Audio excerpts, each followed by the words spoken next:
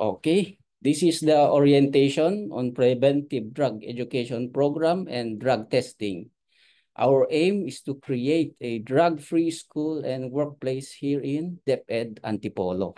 So, welcome everyone and let us learn together. Let's make change. Di po ba?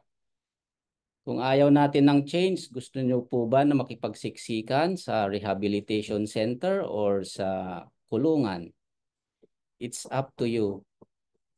So, absolute truth, we are all vulnerable to substance abuse. Di ba? Lahat tayo ay pwedeng maging apektado sa substance abuse. So what? Sabi dito. Thus, we must respond accordingly by ensuring a drug-free workplace and a drug-free school. Our objective, prevention is better than cure. Ito yung lagi ko pong sinasabi sa atin, that prevention is better than cure. Ensure compliance and avoid violations. So how to ensure compliance? You must know what is right or what is legal. And you must also know what is wrong, what is illegal. So my question to you right now, are you sober? Are you clean? Because ignorance of the law excuses no one. Ito po yung Latin niya, ignorantia legis non excusat. Noong 2001, the President has issued a Presidential Proclamation number 124. This is in recognition of the urgent need to increase awareness and understanding of the adverse effects of drug abuse. And so, the President Gloria Macapagal Arroyo has declared the third week of November of every year as Drug Abuse Prevention and Control Week. So we are complying with this presidential proclamation. This is under the supervision of DDB, or the Dangerous Drugs Board. This is not a mere policy. It is also a legal, social, and biblical responsibility. So, paano po nagsimula ang batas ukol sa drug abuse or substance abuse? Republic Act 6425 noong 1972 pa to.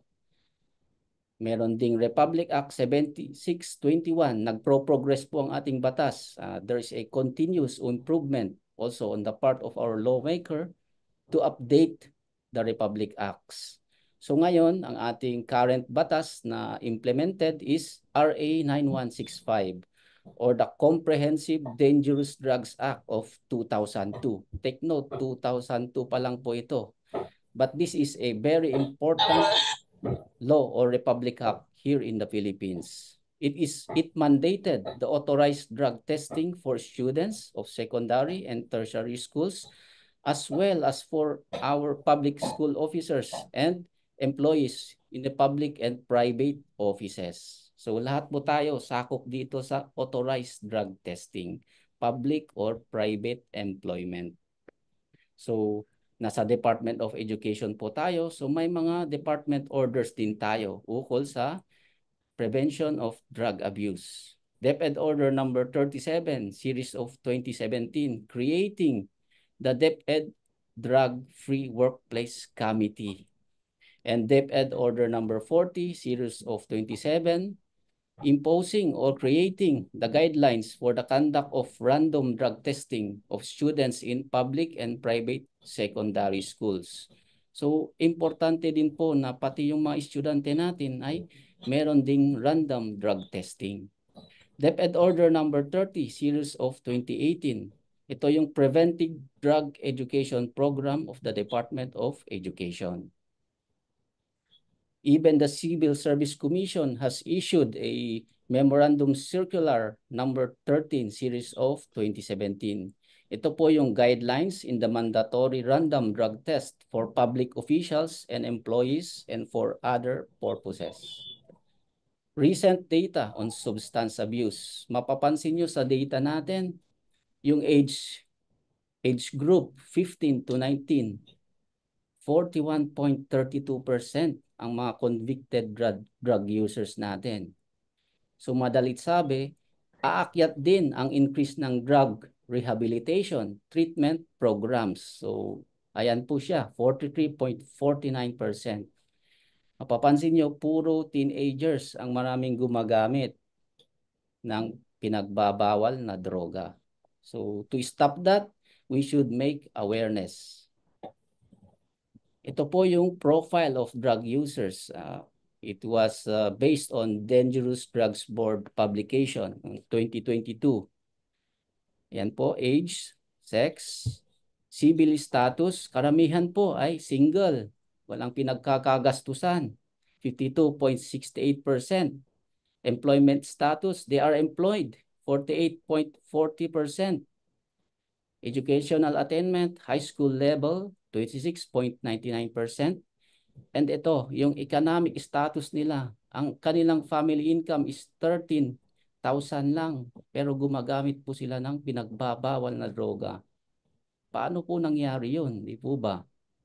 So, duration of drug taking, it takes more than at least 6 years. And yung mga tinitake nilang illegal substance or illegal drugs is shabu, marijuana, and ecstasy. Numbers do not lie. Totoo po ito based on Dangerous Drugs Board survey. Press release. Ito yung bago. The Philippines has embarked on drug policy reform. Multi-stakeholder summit was launched in Manila. So ano ang ating bagong new direction on drug policy?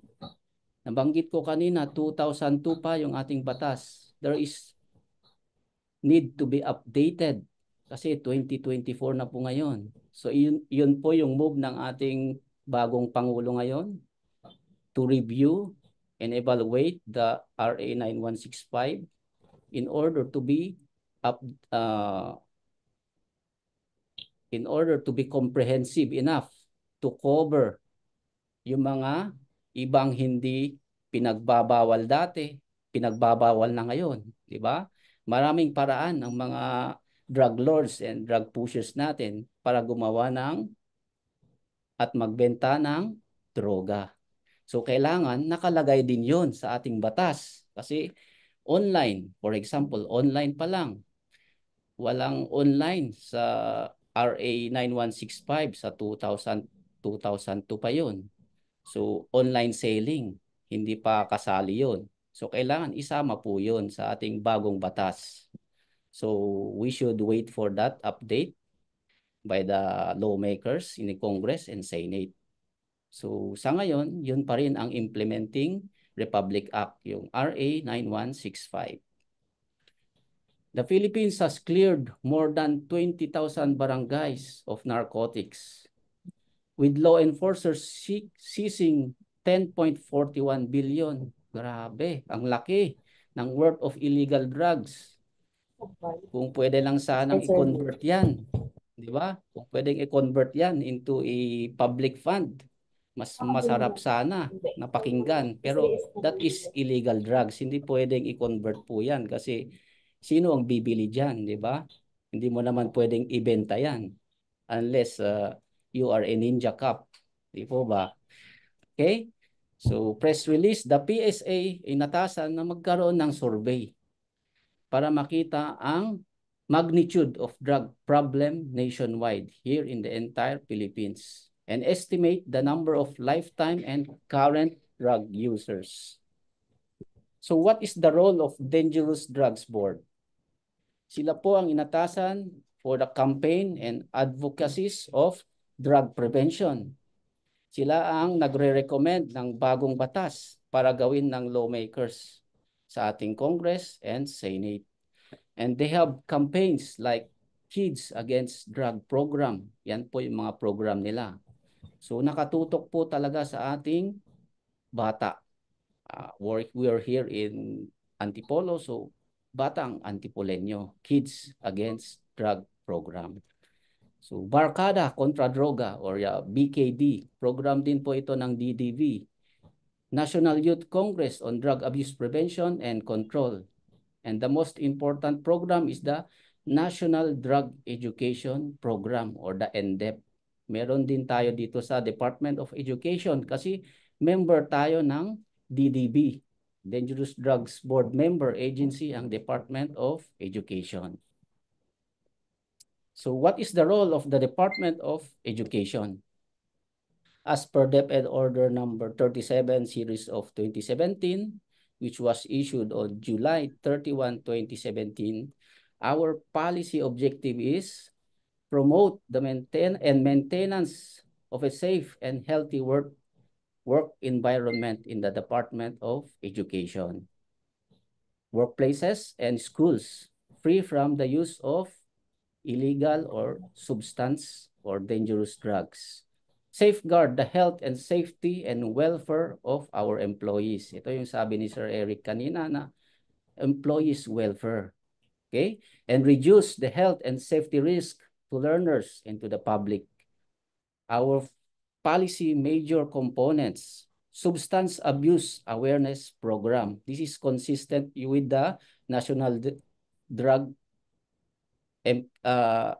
ito po yung NDEP, National Drug Education Program. So nakasaad din po sa ating DO 37 po yan. And authorized drug testing, yan po yung pinaka-importante. Authorized drug testing. And kung may drug testing, meron ding appropriate interventions for those who will test positive. And overall wellness framework and related programs. Problem with substance abuse and substance use. Drug or substance abuse is a perennial problem with far-reaching adverse effect. Do you agree with me that the problem with far-reaching adverse effects? Evidence shows that drug abuse can affect not only the individual and his or her family, but also his or her workplace, the school, and overall the community. It also impairs job or academic performance, cause medical and social problems, result in costly rehabilitation, and even threatens life and public safety. Inclusive drug education program. The drug testing program of the Department of Education. So we will discuss the guidelines in the conduct of authorized drug testing for officials and employees, including teaching and non-teaching personnel of the Department of Education. So coverage po nun is regardless of rank, status, and salary. No one is exempt in drug testing. Regardless of rank, ibig sabihin, pati plantilla, casual, job order, contract of service, kasama po sa random drug testing. Social Justice Society versus the Dangerous Drugs Board. Ito ay Supreme Court decision. Kasi itong Social Justice Society, sinasabi na yung authorized drug testing under Section 36 of RA 9165 is unconstitutional. Anong ibig po sabihin ng unconstitutional? It is not valid, sabi. Pero ano po ang sabi ng Supreme Court? The authorized drug testing is constitutional. The Supreme Court took judicial notice of the proliferation of drugs that threatens the well-being of students who usually end up as victims. So hindi lang students ang coverage nito, pati tayo under letter D, officers and employees of public and private offices must undergo drug testing. And if you will not undergo drug testing, sabi dito, you shall be dealt with administratively, which shall be a ground for suspension or termination of your employment. And take note that drug testing is also a pre-employment requirement. Actually, this is not only a pre-employment requirement. Dapat continuing requirement po ito. As long as we are in the government service, di ba? We must be sober and clean. Jurisdiction over the students. Sinama ko na rin po ito for purposes of discussion. Sabi dito, the schools and their administrators stand in loco parentis with respect to their students. Minor students have fewer rights than adults. Schools acting in loco parentis have a duty to safeguard the health and well-being of their students. Schools have the right to impose conditions on applicants for admission, provided they are fair, just, and non-discriminatory. Yun po ang condition. It must be fair, reasonable, non-discriminatory, and there must be equitable requirements. The evil sought to be avoided.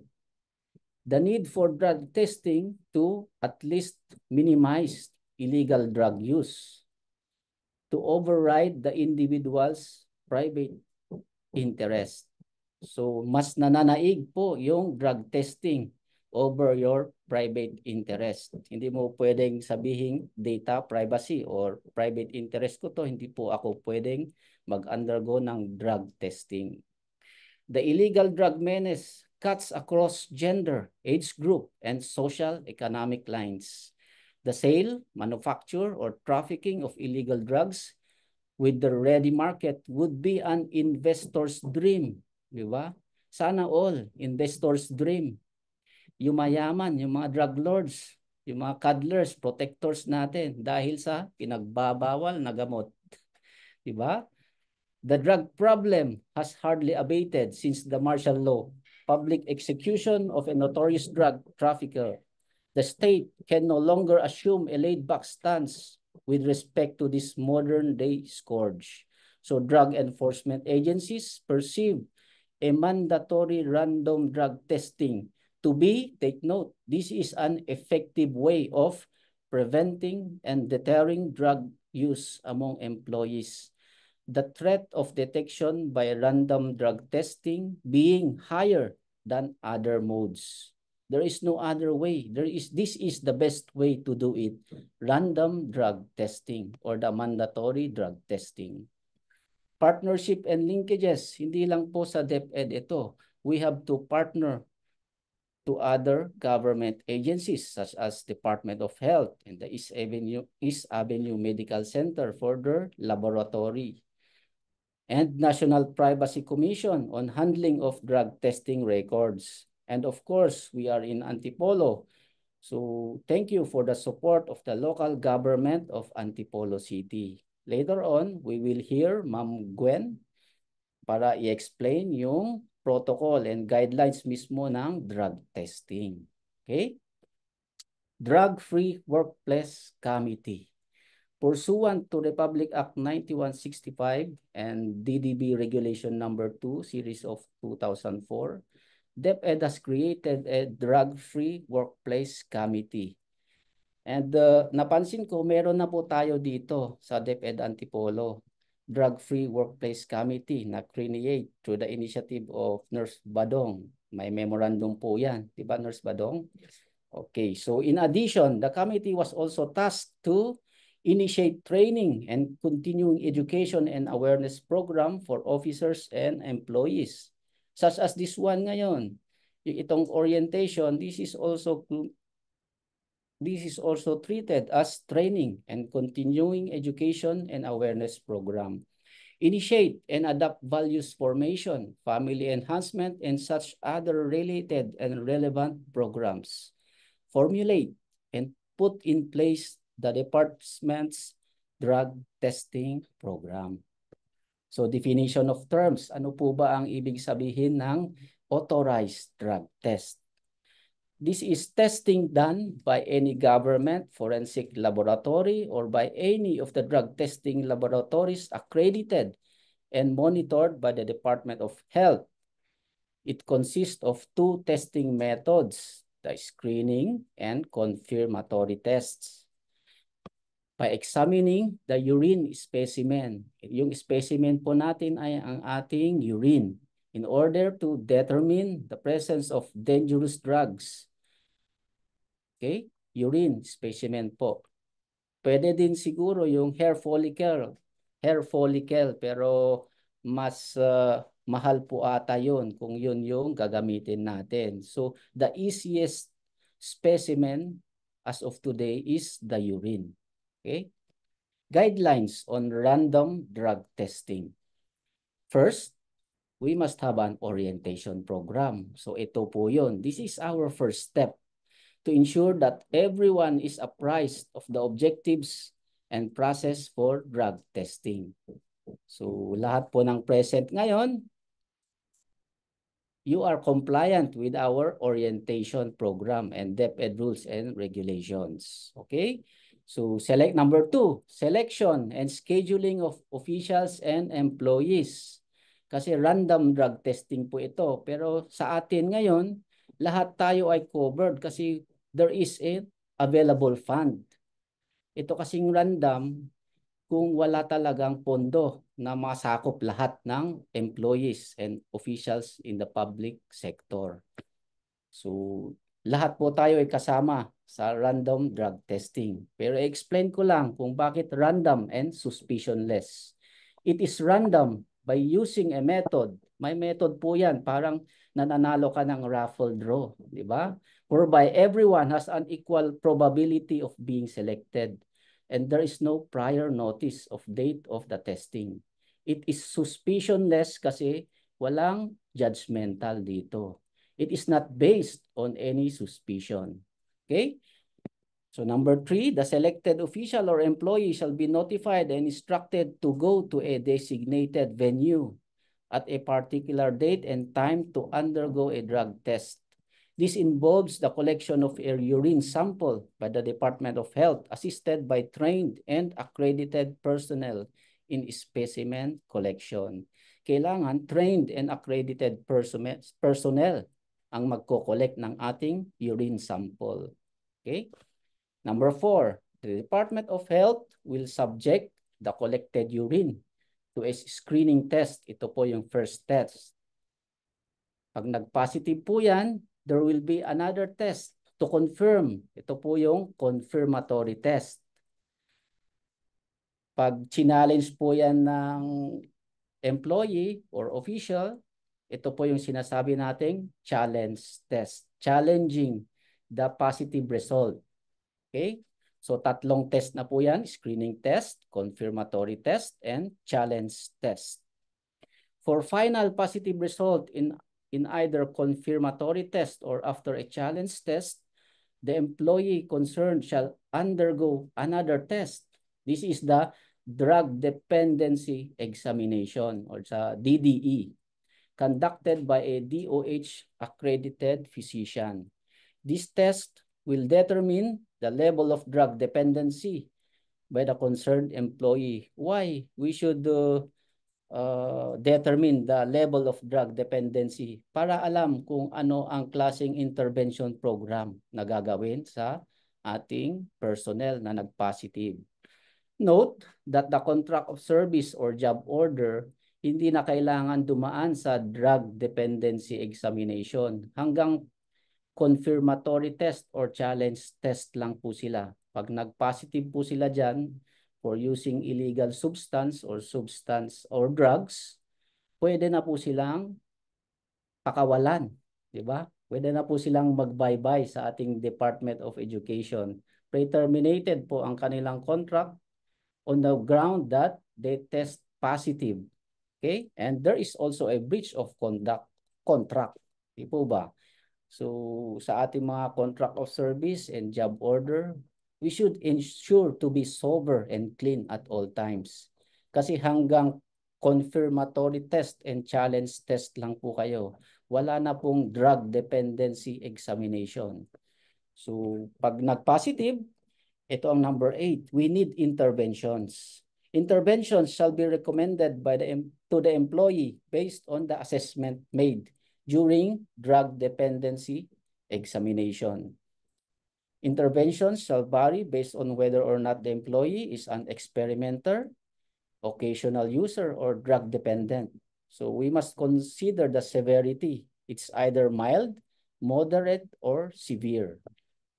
For experimenter, ito po yung mga interventions, outpatient program, guidance counseling for 6 months, occasional user, outpatient din, guidance counseling, and regular monthly drug testing for 6 months. And for the chronic user or yung drug dependent talaga, it is a mandatory continuous treatment and rehabilitation for a minimum of 6 months in a government rehabilitation center or DOH accredited rehabilitation center. Number 9, an official or employee found to be an experimenter shall shoulder the expenses. Of course, it will not be shouldered by the government. Personal expense po nyo yan kasi that is your own choice. That is your habit. Yan po, pangatawan nyo. Kung kayo ay drug user, pag nagkaroon ng guidance counseling or rehabilitation program, kayo po mismo ang magbabayad dyan. It just goes without saying that the government does not tolerate your conduct.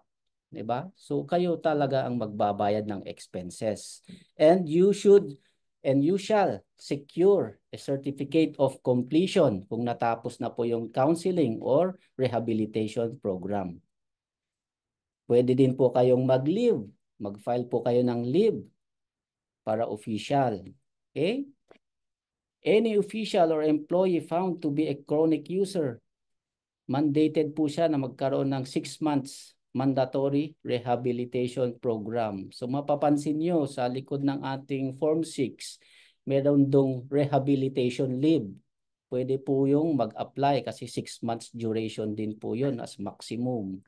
Okay? Pero kung sumobra na, kulang pa yung 6 months, pwedeng accrued leaves. Pwedeng gamitin. Pero kung talagang wala ng accrued leaves, leave without pay ka na. And you should shoulder your expenses. Okay? Personal expense pa rin po ito. The official or employee concerned shall secure a certificate of completion, kumbaga graduation on the rehabilitation program and clearance that you are fit to return to work. Okay? Said official or employee shall not be allowed to report to work without first submitting the certification and clearance. Okay? Kaliwaan po tayo. Pakita nyo muna yung clearance before we accept you again to return to work. Okay? When the employee who tested positive for drug abuse is a teacher, kailangan restricted siya from handling classes or from activities involving close contact with students.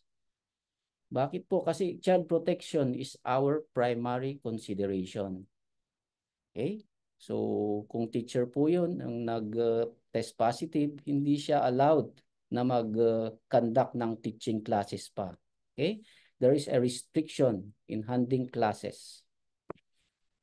Don't you worry kasi all drug test result and records shall be strictly held confidential pursuant to the Data Privacy Act. So sino lang ang may access dito? Only authorized personnel and of course the DOH kasi sila ang nag-assess and evaluate and examine sa records nyo kung positive or not. Only them are authorized representative to handle your records and the result. Okay, so confidential po yan.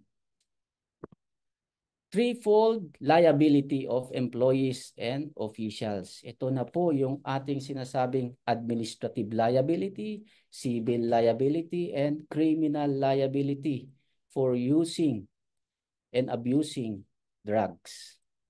Number 1, possible acts po natin. Refusal without valid reason to submit to drug testing. Ano ang possible offense po dyan? Gross insubordination because there is a lawful order for you to be participant in the drug testing pero you failed to comply. So that is insubordination. Number 2, use of dangerous drugs.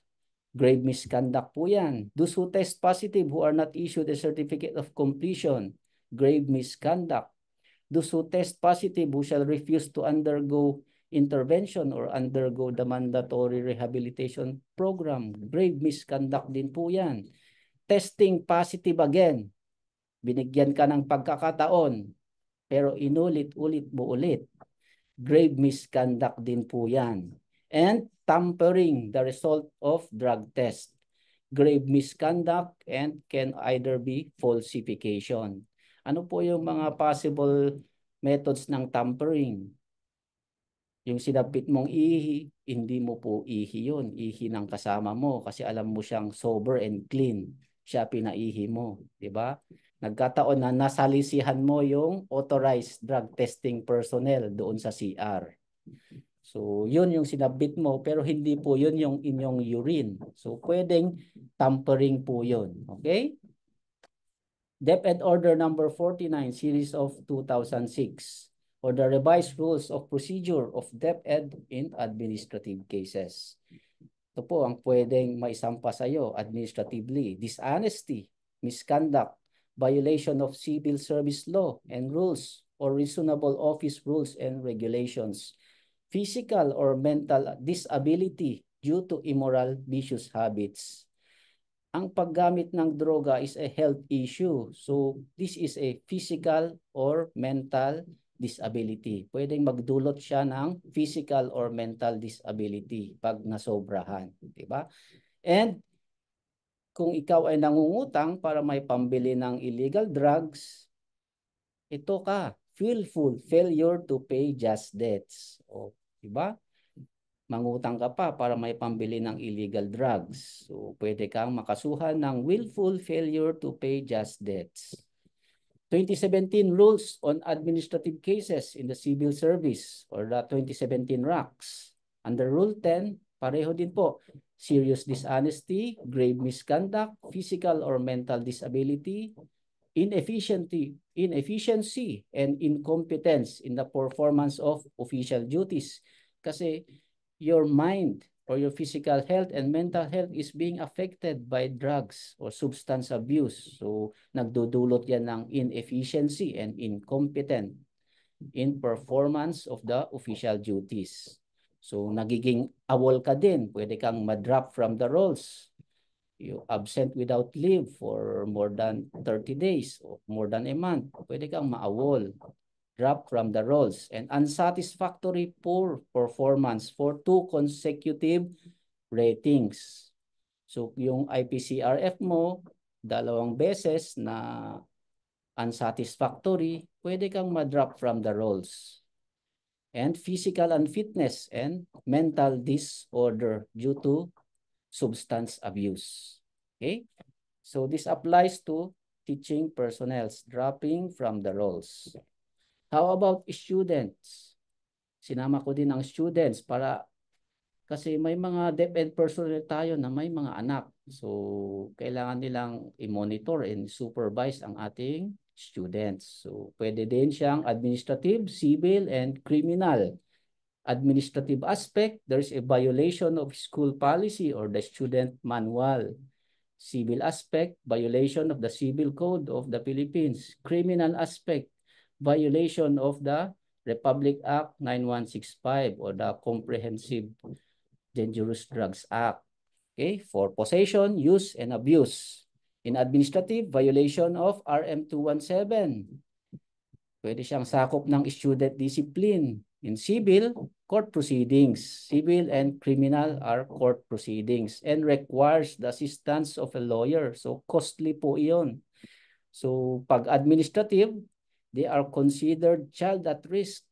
So, referral system ang ginagawa natin. We should refer them to City Social Welfare Development Office. Even the child in conflict with the law or the CICL, referral din po yan. And in the school discipline, school head imposes sanctions such as reprimand, suspension, or community service with intervention programs.